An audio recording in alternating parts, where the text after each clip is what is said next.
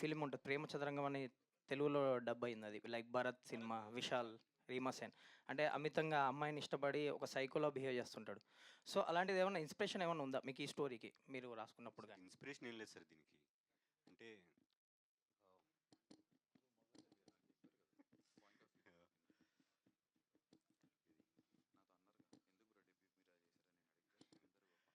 అంటే బయటకు మనం ఒకలా ఉంటాం సార్ బయటికి మనం.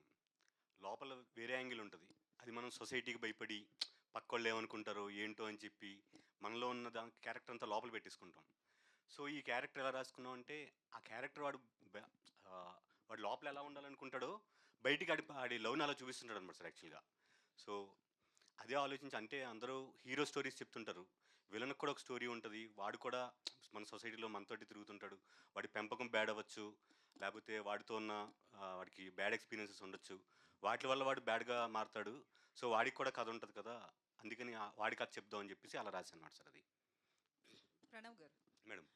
మీరు ఇందాక మాట్లాడుతూ చెప్పారు కదా, ఈ మూవీని చాలా వైల్డ్గా తీద్దాం అనుకుంటున్నానంటే నందు గారేమో ఇండస్ట్రీ బ్యాన్ చేస్తుంది మిమ్మల్ని అని చెప్పారు కదా. అవును. అవును మేడం. సో అంటే అంత వైల్డ్గా తీయాలి అనుకోవడానికి రీజన్ ఏంటి? సందీప్ రెడ్డి వంగ అలాంటి డైరెక్టర్ వాళ్ళతో కంపేర్ చేసుకుని ఒకే సినిమాతో పైకి వెళ్ళిపోదాం అనుకుంటున్నారా? అసలు ఏంటి? అంటే చాలా రోజుల నుంచి డైరెక్టర్ అవ్వాలని కసి ఉంది మేడం యాక్చువల్‌గా ఎప్పటినుంచో. సో, నార్మల్ రెగ్యులర్ స్టోరీస్ తీస్తుంటే ఎవరు చూడరు. సో, మ ఒక ఏ ఎమోషన్ అయినా ఎక్స్‌ట్రీమ్‌లో చెప్దాం అని చెప్పేసి ఇది రాసుకున్నాననమాట నేను యాక్చువల్‌గా. అంటే ఇండస్ట్రీ మీద కసి లేదు సార్. నేను డైరెక్టర్ అంటే స్క్రీన్ మీద పేరు చూసుకోవాలి.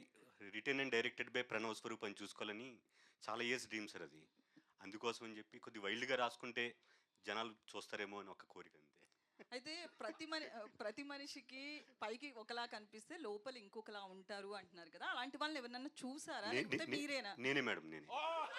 నేను బయటికి చాలా చాలా క్లాస్‌గా, డీసెంట్‌గా కనిపిస్తాను గానీ, సొసైటీకి భయపడి, లేపోతే పక్కోళ్ళు ఏమనుకుంటారు, ఇంట్లో వాళ్ళు ఏమనుకుంటారని, అవన్నీ మానేసి లోపల ఉన్న క్యారెక్టర్‌ని చాలా కిందకి పెట్టేసి, బయటికి మంచోళ్ళ యాక్ట్ చేస్తుంటానన్నమాట మేడం యాక్చువల్‌గా. కానీ ట్రైలర్ చూస్తే వేరుగా ఉందండి. ఎలా ఒప్పుకుంటున్నారు? అంటే అందరూ అంతే మేడం. బయటికి అందరూ యాక్ట్ చేస్తుంటారని నా ఫీలింగ్ అనమాట మంచోళ్ళలాగా. న నందు గారు. Hello ma'am. హాయ్ అండి. అయితే మీరు ఇందాక చెప్పినట్లే ప్రతి ఒక్క హీరో కూడా రాముడు క్యారెక్టర్‌లా స్క్రీన్ మీద కనిపించాలనుకుంటారు. బయట ఎట్లున్నా కూడా. Okay ma'am. ఇండస్ట్రీలో కామన్ అది. ఇంకా స్టార్ హీరోలైతే మన ఎక్కడ వాళ్ళందరూ కూడా నెగెటివ్ షేడ్‌కెళ్లరు. సో బయట మీ బయట ఎలా ఉన్న బయట కూడా రాముడు లేదు మ్యామ్ మన వాళ్ళు. So our roles sorry. మీ రోల్స్ విషయానికొస్తే మొన్న 'సైక్ సిద్ధార్థ్' కావచ్చు, ఇది కావచ్చు. ఈ టైప్ ఆఫ్ క్యారెక్టర్స్ మీకు ఎక్కువగా వస్తున్నాయి. దాంతో పాటు గీత గారు కూడా ఒక ఇంటర్వ్యూలో మాట్లాడుతూ, నందు రియల్ క్యారెక్టర్ వేరు, స్క్రీన్ మీద కనిపించేది వేరు. కానీ అన్నీ కూడా అట్లనే కనిపిస్తున్నాడు. చాలా మంచోడని ఆమె ఒక ఇంటర్వ్యూలో చెప్పారు. సో మీరేమంటారు? అసలు మీకు ఈ క్యారెక్టర్స్ రావడానికి వాళ్ళకి మీరు అలా కనిపిస్తున్నారా ఏంటి?